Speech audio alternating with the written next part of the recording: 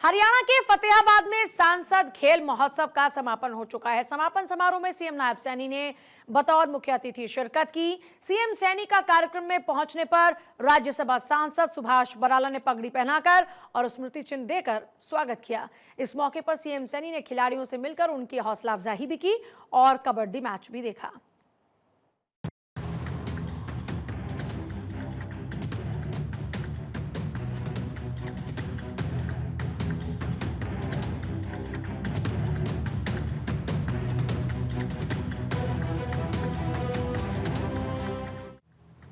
फतेहाबाद में सांसद खेल महोत्सव के समापन समारोह में सीएम सैनी ने शिरकत करते हुए समा बांध दिया। उन्होंने न सिर्फ खिलाड़ियों का उत्साहवर्धन किया बल्कि कबड्डी मैच का भी आनंद लिया। समारोह को संबोधित करते हुए मुख्यमंत्री ने कहा, सांसद खेल महोत्सव से सिरसा लोकसभा क्षेत्र देश के टॉप 10 लोकसभा क्षेत्रों में शामिल हो गया। उन्होंने कहा कि कई बार इंसान के अंदर हुनर होने के बावजूद भी अवसर न मिलने की वजह से वो कामयाबी की सीढ़ी नहीं चढ़ पाता। इसी बात को समझते हुए पीएम नरेंद्र मोदी ने सांसद खेल स्पर्धा करवाने के निर्देश दिए। इस तरह के आयोजनों से न केवल खेल में रुचि बढ़ती है बल्कि राज्य, राष्ट्रीय और अंतर्राष्ट्रीय स्तर पर खेलने के लिए प्रोत्साहन भी मिलता है। सीएम सैनी ने इस मौके पर यह जानकारी भी साझा की कि 11 साल पहले हरियाणा में खेलों के लिए एक विजन विकसित किया गया था। ये विजन था हर बच्चे को खेल से जोड़ने का, हर गांव में खेल का मैदान बनाने का और हर उस युवा को अवसर देने का जिसमें खेल के प्रति ललक है।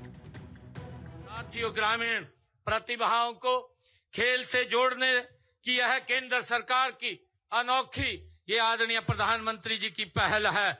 साथियों, सांसद खेल स्पर्धा का उद्देश्य स्थानीय खेलों को बढ़ावा देना और युवाओं को एक बेहतर मंच प्रदान करना है। इस प्रकार के आयोजन से न केवल आपकी खेल में रुचि बढ़ती है बल्कि राज्य, राष्ट्रीय, अंतर्राष्ट्रीय स्तर पर भी खेलने के लिए आपको प्रोत्साहन मिलता है।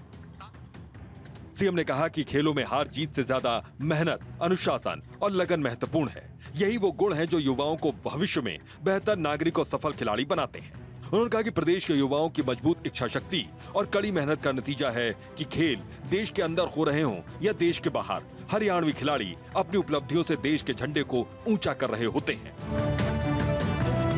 उन्होंने कहा कि हरियाणा धाकड़ जवान, धाकड़ किसान और धाकड़ पहलवान की धरा है। इसके अलावा उनका दावा रहा कि सांसद खेल महोत्सव युवाओं की प्रतिभा को आगे बढ़ाने का सशक्त माध्यम है। साथियों, इसीलिए खिलाड़ियों को ये कहा जाता है कि हमारे हरियाणा के खिलाड़ी वो धाकड़ हैं।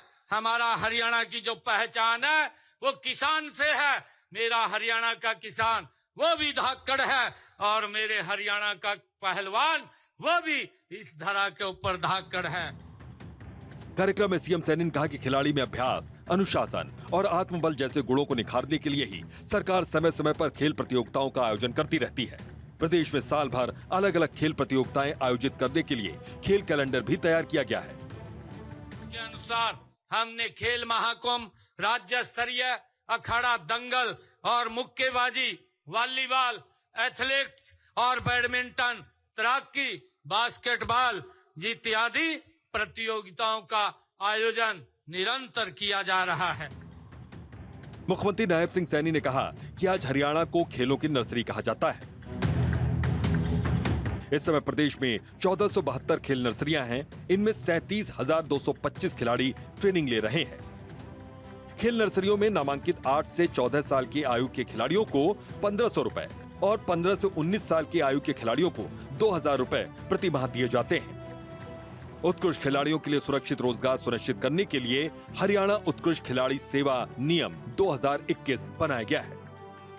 पदक जीतने वाले खिलाड़ियों को हमारी सरकार 6 करोड़ रुपए नगद पुरस्कार देने का काम हमारी सरकार कर रही है। हमने अब तक अपने खिलाड़ी जो गोल्ड मेडल या कांस्य पदक या रजत पदक लेकर के आए हैं, ऐसे खिलाड़ियों को हमने जो हमारे 16,418 खिलाड़ियों को 683 करोड़ 15 लाख रुपए नगद पुरस्कार के रूप में देने का काम ये हमारी सरकार ने किया है। मुख्यमंत्री ने कहा कि उत्कृष्ट प्रदर्शन करने वाले 298 खिलाड़ियों को मानदेय भी दिया जा रहा है।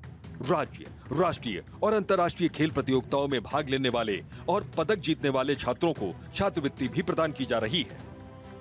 साथियों, वर्ष 2014 से अब तक 24,000 से अधिक छात्रों को हमने 70 करोड़ रुपया छात्रवृत्ति के रूप में भी उन तक पहुंचाने का काम ये हमारी सरकार ने किया है।